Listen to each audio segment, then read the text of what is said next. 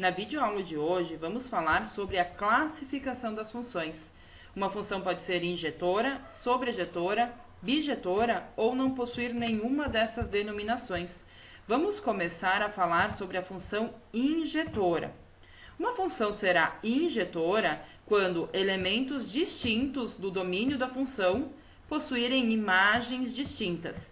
Neste caso, x1 e x2 são elementos do domínio A da função, elementos distintos do domínio da função.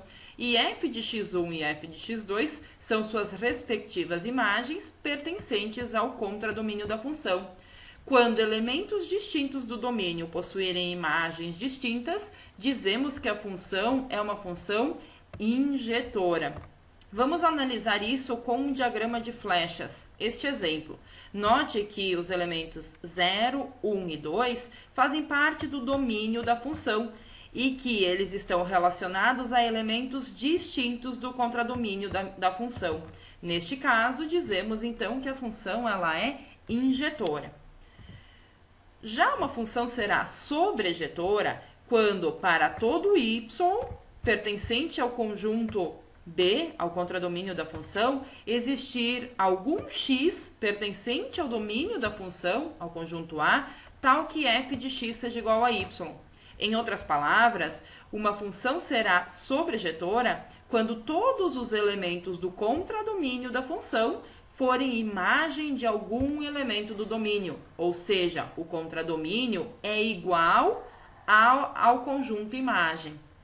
Note também que neste exemplo, neste diagrama, temos a representação de uma função sobrejetora. Todos os elementos do contradomínio são correspondentes de algum elemento do domínio, mas não temos a representação de uma função injetora, já que os elementos -1 e 1 são elementos distintos do domínio da função, mas que possuem a mesma imagem. Neste caso, essa representação é de uma função sobrejetora, mas que não é injetora. Existe também o caso em que as funções são bijetoras. Nesse caso, uma função só será bijetora quando ela for ao mesmo tempo sobrejetora e injetora. De novo, ela será injetora quando elementos diferentes do domínio da função tiverem imagens diferentes no contradomínio da função.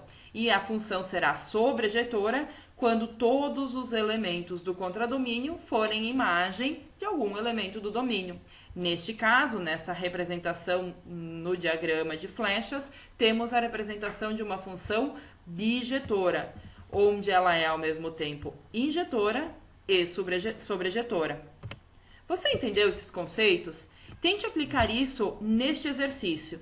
Observe atentamente quem é o domínio e o contradomínio de cada uma das funções indicadas e tente classificá-las em injetora, sobrejetora, bijetora, ou, se ela não tiver nenhuma dessas classificações, diga que ela não é nem injetora e nem sobrejetora. Bom trabalho!